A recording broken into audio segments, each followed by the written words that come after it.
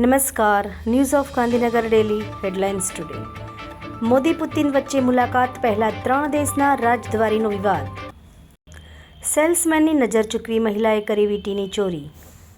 ગુજરાત સરકાર રાજ્ય સરકાર દ્વારા રાષ્ટ્રીય અન્ન સલામતી કાયદા 2013 NFSA હેઠળ મળવાપાત્ર વિતરણના જથ્થાની જાણકારી.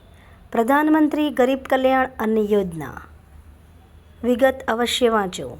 800 કરોડના બોગસ બિલિંગ કૌભાંડના જામનગરના જાણીતા ઉદ્યોગપતિની ધરપકડ. વડોદરામાં ગેસ લિમિટેડની લાઇનમાં ભંગાણ મુદ્દે કાર્યવાહી. સાયબર સિક્યુરિટીના નામે લોકોના ફોન પર નજર રાખવા માંગે છે સરકાર. તંત્રી સ્થાનેથી રૂપિયામાં કડાકો, ડોલર ઉછળી ઊંચા ₹89.96. રાજસ્થાનમાં 10 કિલોમીટર સુધી તબાહી મચાવે તેટલો વિસ્ફોટ ઝડપાતા ખળભળાટ.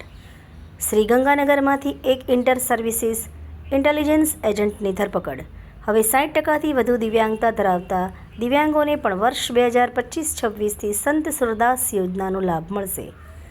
ઉત્તરી અરબ સાગરમાં હાઈ ટેમ્પો ઓપરેશન. એનઓજી સાહિત્ય સરિતા ગ્રુપ વિષય સતના પારખા ઉપર સર્જકોની ખૂબ જ સુંદર વિવિધ સ્વરચિત રચનાઓ.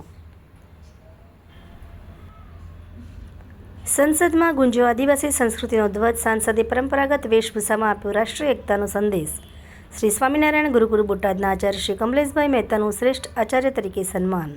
ગુજરાત સરકાર મહિલા અને બાળ વિકાસ વિભાગ ગુજરાત સરકાર અંતર્ગત 9000થી વધુ નવનિયુક્ત આંગણવાડી કાર્યકર અને તેડાગર તરીકે પસંદગી પામેલા ઉમેદવારોને માનનીય મુખ્યમંત્રી શ્રી ભૂપેન્દ્રભાઈ પટેલના વરદ હસ્તે નિમણૂક પત્ર એનાયત. કાર્યક્રમ. વિશ્વ દિવ્યાંગ દિવસ નિમિત્તે સમર્પણ મૂક બધિર વિદ્યા મંદિરમાં મેડિકલ ચેકઅપ કેમ્પ યોજાયો. આભાર. મીનાક્ષી રાવલ, ગાંધીનગર. ન્યૂઝ ઓફ ગાંધીનગર દૈનિક જનફરિયાદ ન્યૂઝ.